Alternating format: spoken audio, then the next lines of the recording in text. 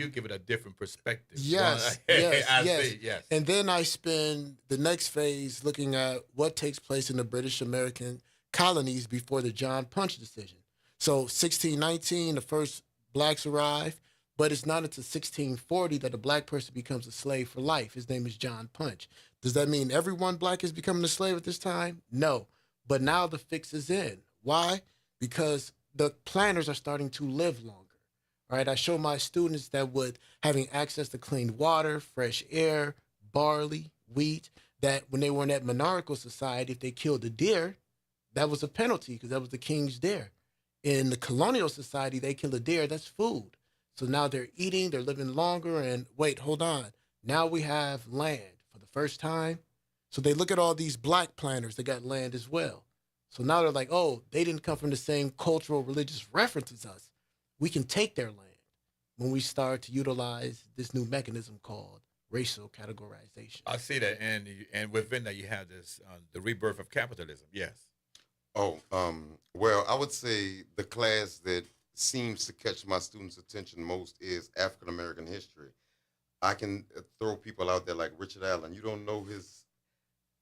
I'm all, I'm so surprised that they don't know Richard Allen and his power in the black church, or even Joe Lewis. Joe Lewis was the first black man accepted in white homes before Magic Johnson, before Michael Jordan. I'm just surprised that they aren't aware of these black pioneers, and it does me it makes me feel good to see their eyes lighten up. They don't know about the Black Panthers. They don't know about Huey Newton. Or And H. then, Rap Brown or any of these. Yes. oh, I was gonna say, for instance, NWA, the rap group, their look is completely copied from the Black Panthers. And when my students see that, they're like, "Oh, okay, well, that's where they got this from." And again, a lot of contemporary looks were born back in the '60s and the '70s. The Black Power movement. The most important song I feel there's ever been is James Brown said loud, "I'm black and I'm proud." Okay. Oh, yes, sir. Yes, sir. Talk to us. And in the time that we do have, and I want you all to put your journey in perspective, but also as you put your, and I mean in terms of your academic journey, put that in perspective, and then segue into what I think is important because we talked about this off air about what you see now is perhaps is the generation of historical departments, history departments in HBCUs, and also in the majority of white institutions as well. And we'll start with you, Professor House. Yes, sir. Well, for me, I didn't have a traditional educational experience. Like many young black boys, when I was younger, I wanted to sell crack and I wanted to be in the gang. It wasn't until I started to suffer the consequences from my actions, which it meant that I had to serve some time, right? That's when I started to sit still and read. And then eventually from reading, I went to undergrad, went to graduate school, and I obtained my PhD. So for me, I didn't have a traditional educational upbringing or come from an established family of literate people. You're from Delaware. No, I'm from No, no, Wisconsin. Wisconsin. Wisconsin. Oh, Yeah. it's a big. Oh, Yeah. man. So, but you happen to reside in Delaware. Delaware was part of your sojourn. That's what. Yes, it was. It Well, was. excuse me. It was a Who part is of the from same. Delaware? I'm sorry. Okay, No, it was yeah. a part of the same process that my family used when they came up north from Mississippi and Tennessee. Yes, yes. Go where the work is. Yes. You don't like where you're living and where your conditions are, go where the work is. Or like I like to tell my students, enroll in college. Some people say C's get degrees. If you don't like your home life or where you live in, enroll in college. You got a place to live. You get a food. You get a meal plan. You get some information. You get some literature. And as long as you show up and participate, eventually you'll catch on. But get there. You were talking about your work and your work that you find most Yes. important. Yes, sir. Yes, sir. Well, I'm writing the first book on the late 19th, early 20th century mutual aid benevolent society that became a nationwide financial infrastructure for black people. It's called the United Order of True Reformers. It's going to be released with the University of Florida Press, and it's going to hopefully give a jolt to my community so we can revert back to some of those fantastic things that we did before the Black Power movement. Now, Dr. Williams, he loves the Black Power movement. He talks about it all the time. But I like studying and researching those black Americans who are called the emancipated generation. Those were the former slaves that killed their slave masters on the battlefield up until integration. So that's what my Yes, sir. research Oh, is. Oh, and no. Dr. Clark, I have to say this. All right, so Dr. House is going to be our guest speaker for tomorrow, and our title at Dillard University for our African American History program is "The Importance and History of Black Literacy and Education," and that's why I asked Dr. House to come speak, and he graciously accepted because Dr. House doesn't have a traditional background. It's like maybe 4 or 5 articles that were written on him. He actually did juvenile life and he was in the Gangster Disciples. He was as a teenager, he was a gang leader, a reputed gang leader, and much like Malcolm X, Detroit Red, he discovered. I'm just saying, he discovered once he opened the book, it was no limits for him, and that's why I really wanted him to come speak at our program tomorrow because he. I don't know if he even got to 8th or 9th grade, but once he started reading in jail, he became a college professor. And I like to harp on this story. We're at Howard University, and I didn't know him. This was like the first couple of days of class. Dr. De Leon, who has a magnificent library, he passed. Rest in peace.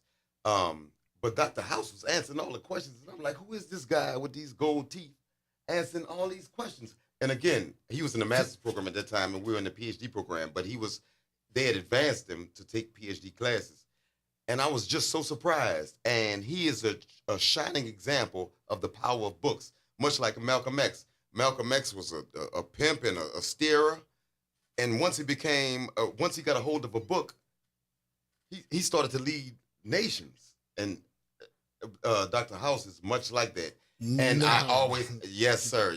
We have to like acknowledge that.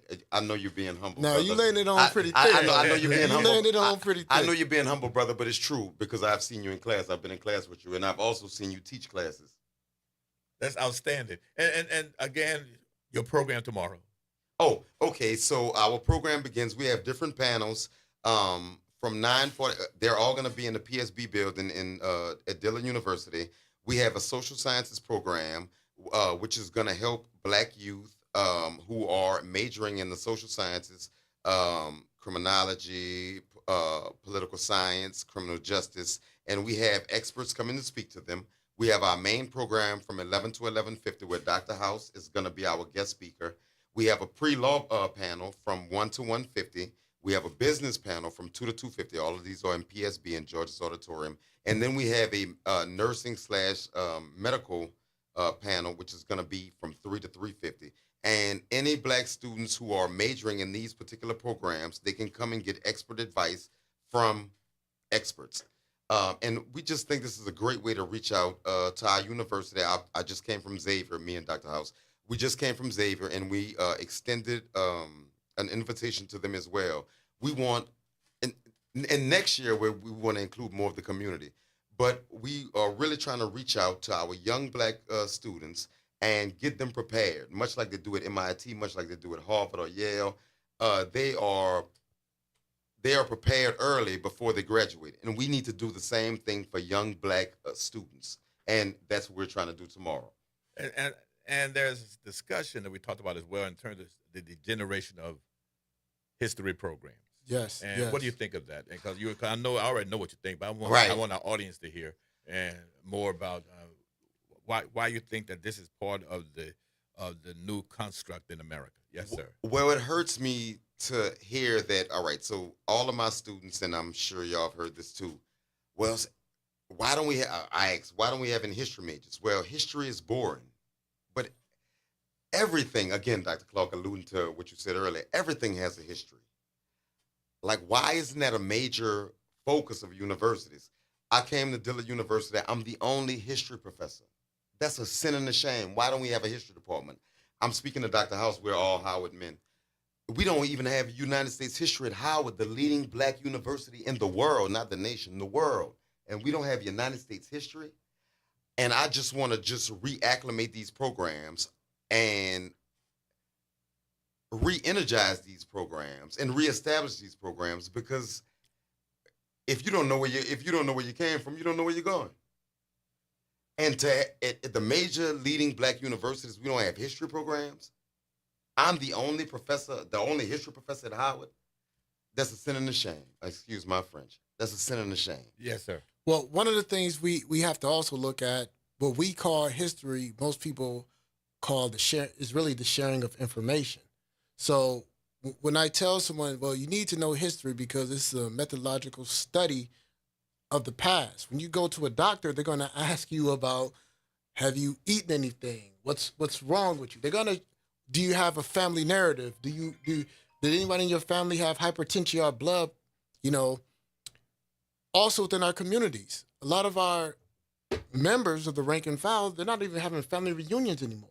So I meet students that have never been to a family reunion. And it's all rolled into how today we arrived at a point where history has become something that we've outsourced or we've given to individuals who are not serious scholars of interpreting the past. They're not learning from trained. the past. They're not trained. Yeah. They're not trained. But it's the commercialization of sharing information on the internet that's labeled as history now.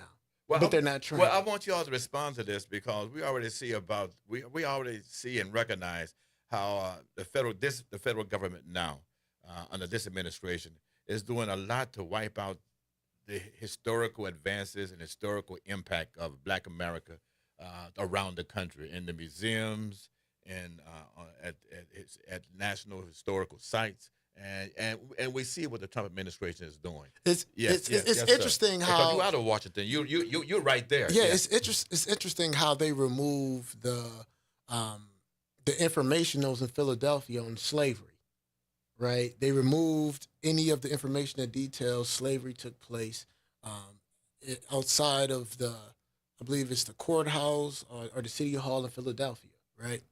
But also under the African Americans that Trump want to honor, it's Frederick Douglass, all right? Frederick Douglass isn't made without slavery. His whole testament and his narrative of swindling young boys into teaching them how to read is a byproduct of Black people not being legally allowed to read and learn. So it's a very interesting thing that Trump is doing, or this administration is doing with history. They say they want us to know who we are, but slavery's not sexy enough. So we don't want slavery to be referenced or mentioned. All right? We want people to know about. But they want to have the moral high ground. Yeah, we want to have the moral high ground. But you cannot have the moral high ground without recognizing the low, truth. Yes, the low role that you played within this. And I believe that it's only in Black history that white America actually learns its true story, because during Jim Crow, they removed all of the white Union officers and politicians that fought to help Black people after slavery. Yeah. So now they want to claim this is the same Republican Party that helped Black people in the 19th century, when it's not. No. You know, so it's we have to be more dutiful in making sure that we are the preservers and the curators of this narrative. We got to protect it because it's at our HBCUs. Remember, the first letter, historical Black colleges and university. The H stands for history. If our HBCUs do not have fully funded history departments, you can't run on preserving the history and telling Black people who they are if you don't want to fund those who research and go into the archives to write the narratives to go against the white supremacist programming. I completely agree, Dr. House. Ron DeSantis of Florida said, we shouldn't teach hate. And I completely disagree with him because you're not teaching the truth. One of the classes I've been advocating for at Dillard University is the history of Native Americans. And I published an article in the Griot via Wiley College with Dr. Bradley, Dr. Tasha Bradley. And my article was called Andrew Jackson, an American Terrorist. Andrew Jackson not only owned numerous slaves, but he destroyed Native American communities. Again, that's one thing I admire about Jewish people. They will never let you forget about the Holocaust, and I admire Jewish people for that.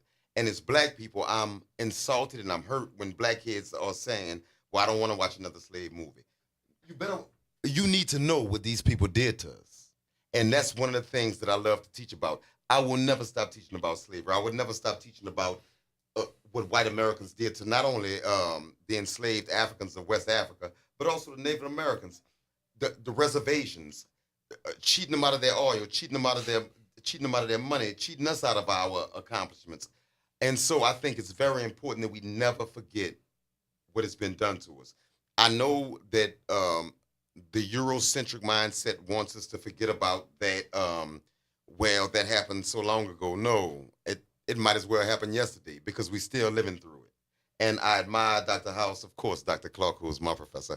I admire the African American history professors, especially the African American male history professors, who will not let us forget about this, especially our contemporary students, especially those born after post Katrina, after 2005, who really have no idea of this. And in their minds, they're saying, well, this happened so long ago, but it still affects us today. So I definitely want to say I appreciate those history professors, social science professors. Dr. Clark, got to get you in there. I appreciate those social science professors who keep this alive and won't let us forget about the atrocities done to our people. Absolutely fantastic. In the remaining minutes that we do have, I want you, Dr. House, give us a final message before we exit today. And I also want you to talk, Dr. Williams, to also talk about your program and how people can access it. Yes, sir. Okay. Well, my final message is I agree to say, peace out to my people, is please make sure you get back into tying up those ties that bind us. Family. Get back into historical Black institutions. All right. The only way for us to weather any storm is for us to work together collectively and to utilize what our great-great-great-grandparents created before we lose it. Because everything that they saved for us, what they worked hard to preserve, those sections of towns that they demarcated for us, you know, us free Blacks were losing all of it. And you have an email where you can be located? I can be reached at ahouse@desu.edu. Thank you. Oh, absolutely fantastic. Yes, sir.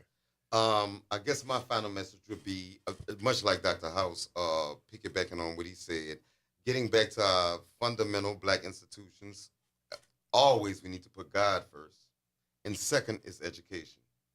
If we can maintain those things as an African American community, decency as well. If we can maintain those things as a Black community, we will be okay. If any young listeners are out there listening, I encourage you to enroll at Dillard University, Xavier University, SUNO University. Educate yourselves, please.